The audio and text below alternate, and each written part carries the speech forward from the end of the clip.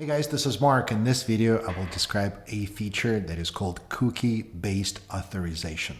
It is definitely part of the user management domain in Backendless since it is directly related to a decision-making process of whether the user can or cannot get access to a specific resource, which is the process of authorization, just deciding whether the user is authorized to get access to data or execute any specific operation. Cookie-based authorization primarily applies to working with files, but it can be applied to pretty much anything whenever you need to identify who that user is. So far we have discussed, and there were a number of demos where we talked about user token being an HTTP header that identifies user session. And the value of that header identifies who that user is. And whenever a request comes into Backendless looks into the value of user token, identifies the user, and then it knows who the user is, what the user's roles are, and what that user can or cannot do. Using that as a header is fine if you're using one of our SDKs or UI builder. All of it happens automatically for most of the cases. However, sometimes it may be easier just not to worry about HTTP header. And if your application is browser-based, whether it is a web browser on the desktop or a mobile browser, being able to send some kind of identification of that user using the mechanisms built into the browser just becomes easier. And that's where cookies come in. So cookie-based authorization is an alternative to user token being included with every single API call. And we talked about it where, our SDKs, they automatically resend user token with every invocation after the login happens.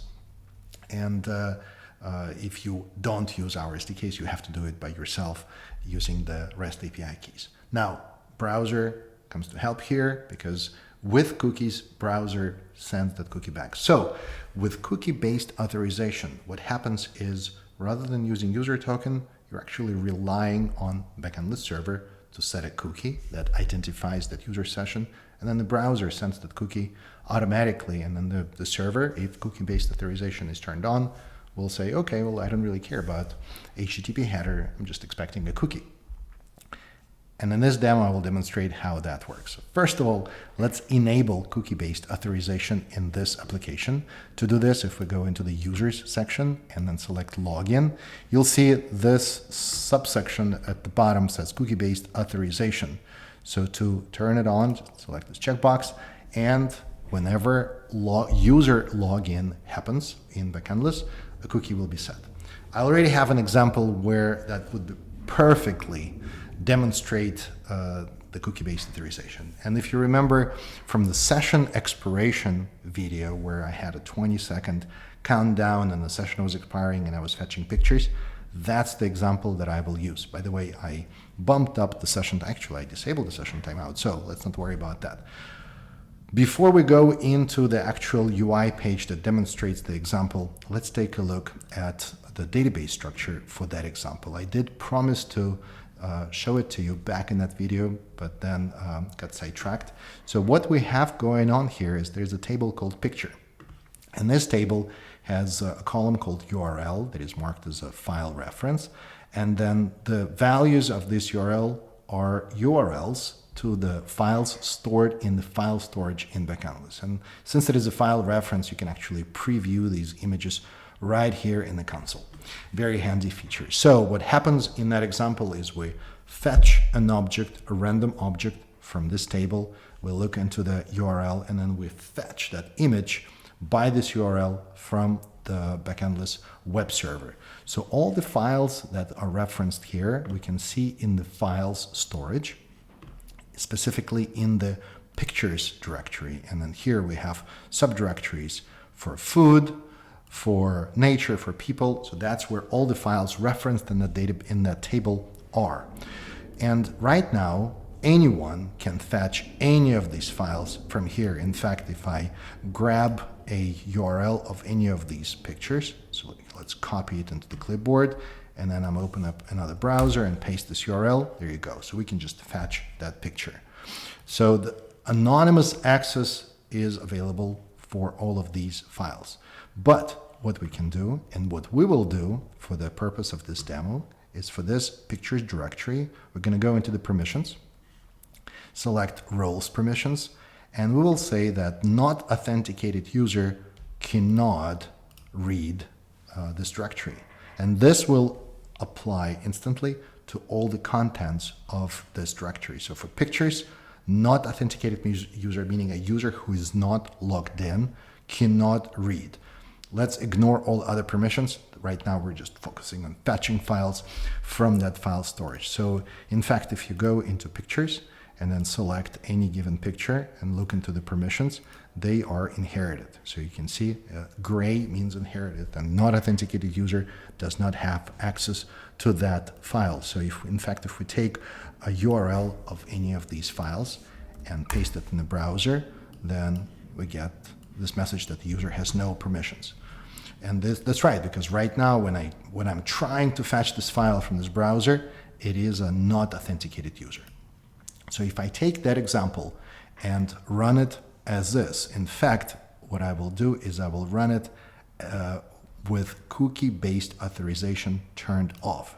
I think I turned it on a little prematurely. So let's turn it off and see what happens with that example. So in here, let's, this is the starting page that will initiate the login. So here, let's log in with my user that I have in the users table. And we get this page, but as you can see, the file is not rendered. The reason it is not rendered is because files do require some kind of authentication. The files are not available for not authenticated user, okay? But you may say, wait, didn't you just log in? So there is an authenticated user? That's correct. There is an authenticated user. However, when the files are fetched, they're just fetched by the URL. And the simple URL of this file that we use to fetch it from the server doesn't have user token, because whenever we're using the browser's capability to fetch files. And then the browser doesn't know that it needs to add user token to those requests. In fact, if we take a look into the request headers, there is no user token in here. The browser has no idea that Backendless wants user token. And that is more particular to how fetching files from a browser works. Now, things are going to get quite different if we go back to our the login settings and turn on cookie-based authentication.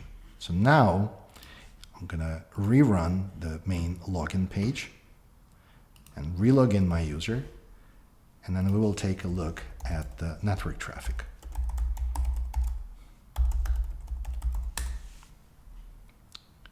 So as you can see, files are being fetched nicely now.